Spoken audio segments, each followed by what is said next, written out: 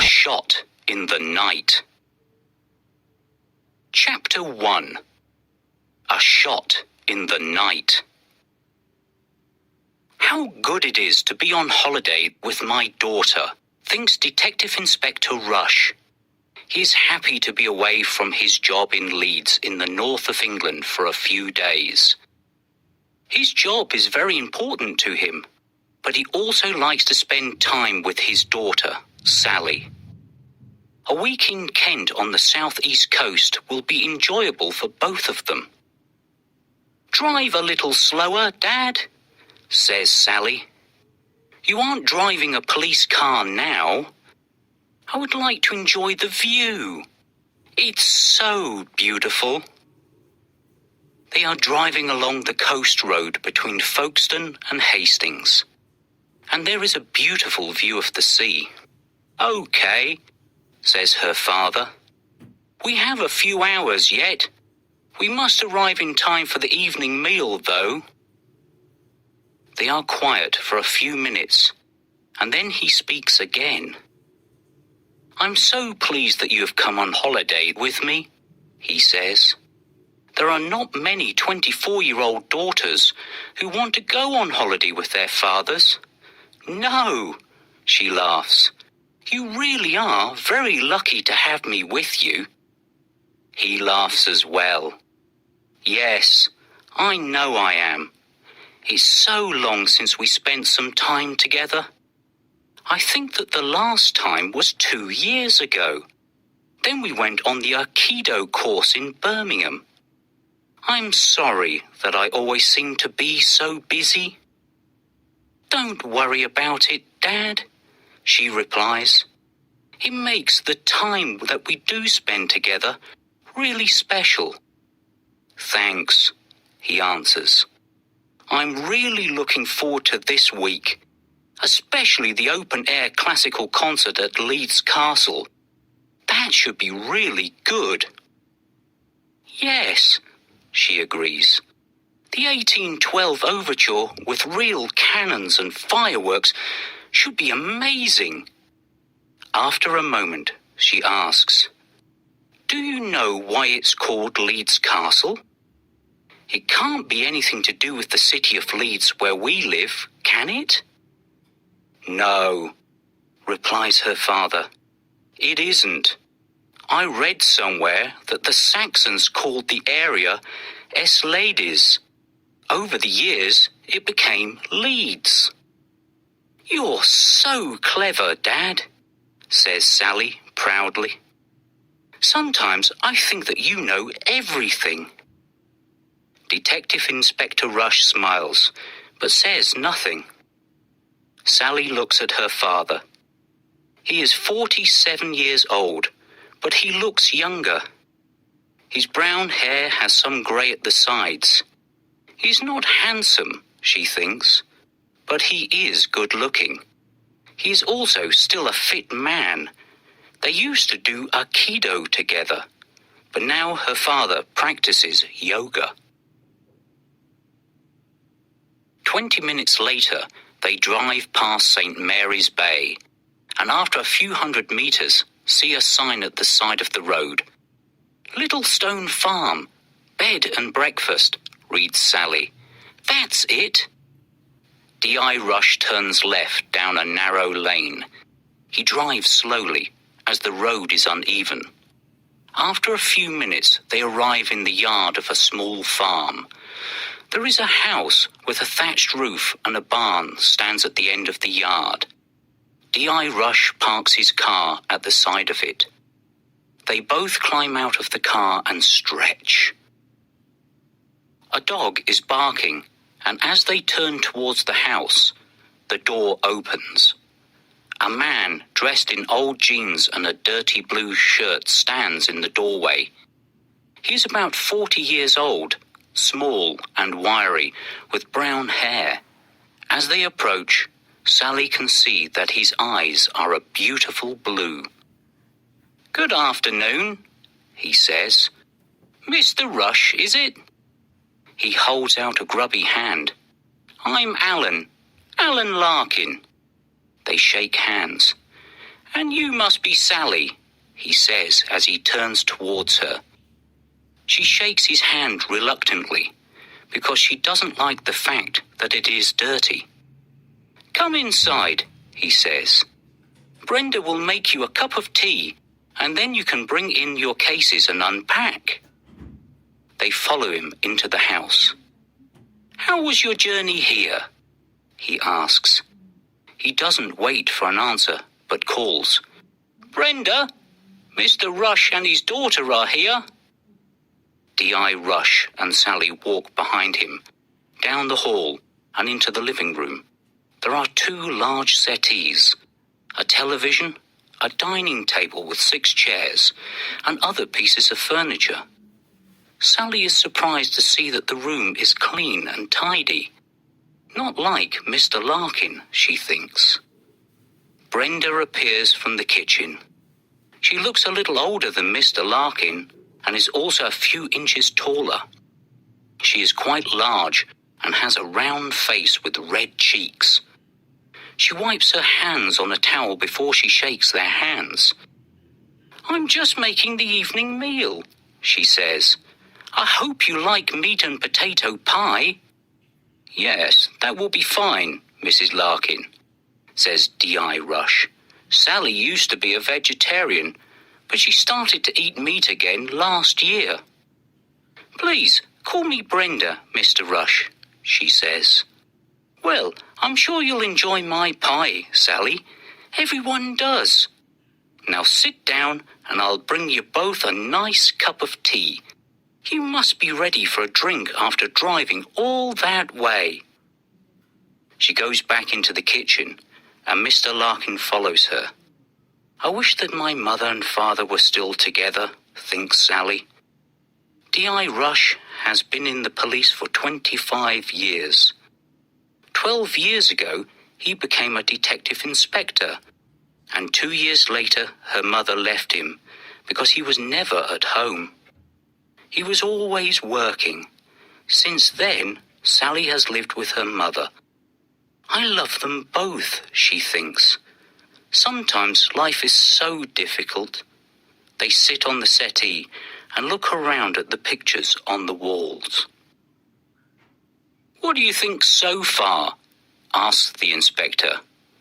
"Well, it's not the Ritz, but it seems okay," replies Sally. "Mr. Larkin looks a bit grubby, though. I'm glad he's not cooking our evening meal." They both laugh. Just then, Mr. Larkin comes through the kitchen door. Behind him is Mrs. Larkin with a tray in her hands. She places the cups and teapot on the table. "Did you have a good journey here?" she asks as she pours the tea. "Yes, thank you," answers D.I. Rush, as unlike Mr. Larkin, Mrs. Larkin waits for an answer. When they all have a cup of tea, Mr. Larkin asks, "What job do you do, Mr. Rush?" "Please, call me David," replies D.I. Rush. "I work in a bank. The same as Sally," he lies. When he is on holiday, he never tells people that he is a policeman. People always want to talk about police work or complain about the police. "Is this actually a farm, or do you just have the bed and breakfast business?" he asks. "The only animal we have here is a dog," replies Mrs. Larkin. "I run the bed and breakfast. Alan has a large van. He carries things about for people. It brings in a little extra money." "What kind of dog do you have?" asks Sally. "I like dogs." "I don't think you would like Brutus," says Mrs. Larkin. "He's a large Rottweiler, and he's not very friendly. We keep him locked in the backyard when we have visitors." They continue talking until they have finished their tea. Then Mr. Larkin helps D.I. Rush to bring in the suitcases from the car. He takes them up to their rooms. Both rooms are at the front of the house and look out onto the yard. In each room is a single bed, a wardrobe with drawers, and a chair. Each room also has an ensuite bathroom with a shower. If you want to go for a walk before dinner, the beach is not far from here, says Mr. Larkin. If you go down the path between the house and the barn, you'll arrive at the sea in 20 minutes. Thanks, answers D.I. Rush. It would be nice to go for a walk. My legs are stiff after the journey from Leeds. D.I. Rush unpacks his case and hangs his clothes in the old wooden wardrobe. After a hot shower, he feels refreshed. When he has dressed in blue jeans, a blue short-sleeved shirt and a leather jacket, he knocks on Sally's door. She is still in the shower, however. Just like her mother, he thinks to himself and smiles. She used to take hours to get herself ready to go out. He goes down into the living room to wait for her. He looks up from the newspaper that he is reading when Sally eventually comes down the stairs. She is also wearing blue jeans, but she has on a yellow t-shirt. Her long blonde hair is tied back in a ponytail. "Are you sure that you'll be warm enough?" asks her father.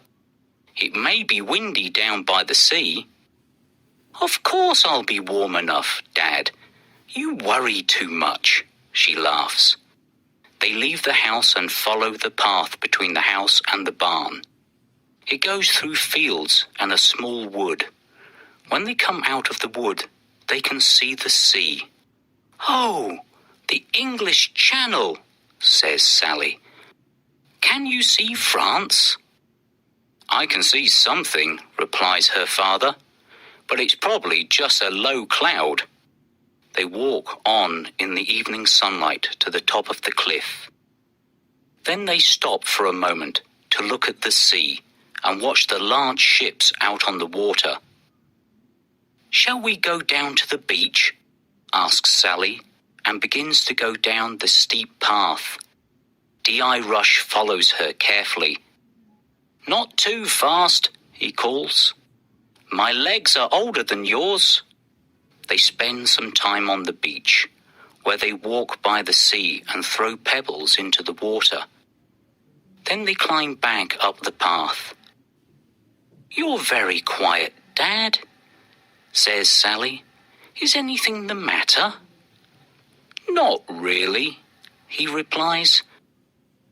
"I was just thinking that the path from the farm is very easy to follow. It looks as though lots of people use it. I think that's strange when there are only a few guests each week." He bends and picks up a cigarette packet from the ground. "French cigarettes," he says. "Perhaps they have had French guests." "Really, Dad," laughs Sally, "don't you ever stop being a detective? I have a friend who smokes Russian cigarettes, and she's not Russian." They make their way back to the farm, and as they enter the yard, they see that a large, new BMW is parked in front of the barn. As they go into the house, Mrs. Larkin is serving the evening meal. There is already a man sitting at the dining table. "Hello, you two," calls Mrs. Larkin. "You're just in time. This is Mr. Dalton. He's staying here for the night." D.I. Rush and Sally introduce themselves to Mr. Dalton. He is about 30 years of age, slim, and has short, blonde hair. He is dressed in an expensive suit, and the inspector sees that he has a Rolex watch on his wrist. Sally thinks he is quite good-looking, and during the meal she tries to talk to him. Mr. Dalton, however, doesn't want to talk.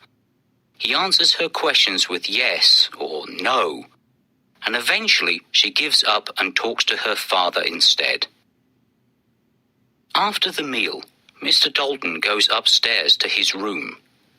Mrs. Larkin clears the table and returns to the kitchen. "Mr. Dalton doesn't say very much, does he?" says Sally when they are alone.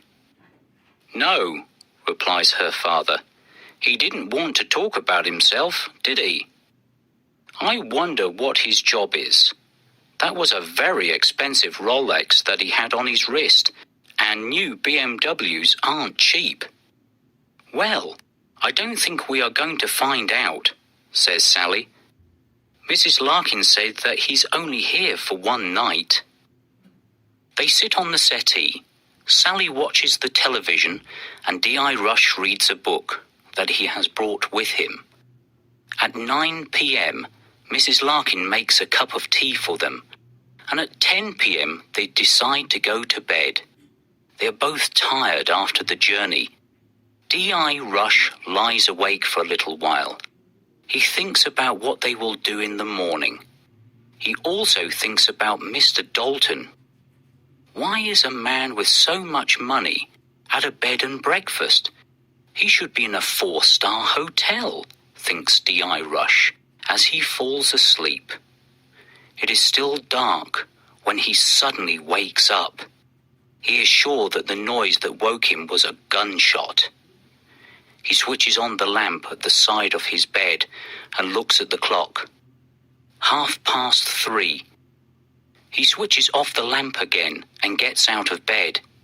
He looks out of his window, but the yard below is completely black. Since he is awake, he decides to get up and have a look outside.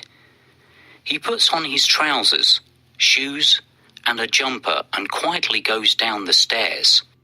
He unlocks and opens the front door. Suddenly, the light in the hall is switched on. "It's a little early to be going out for a walk, isn't it, Mr. Rush?" says a voice behind him. D.I. Rush's heart is beating like a drum. He turns and sees that Mr. Larkin has come out of the living room. Behind him stands a large, black Rottweiler. The dog growls deeply when D.I. Rush looks at it. "Be quiet, Brutus," says Larkin. The dog stops growling, but it doesn't take its eyes off D.I. Rush. "Something woke me," says the detective. "It sounded like a gunshot."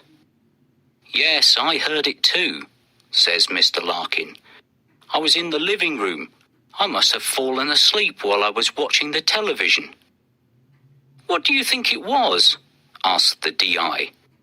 "It's probably poachers," replies Larkin. "They are often around here at night. Don't go out when they're about. You could be injured or even killed.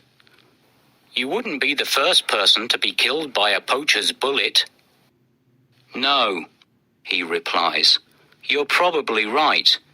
I think I'll go back to bed and see if I can sleep." D.I. Rush starts to climb the stairs and then turns to look back. Mr. Larkin has returned to the lounge, but Brutus is standing there watching him with cold, black eyes.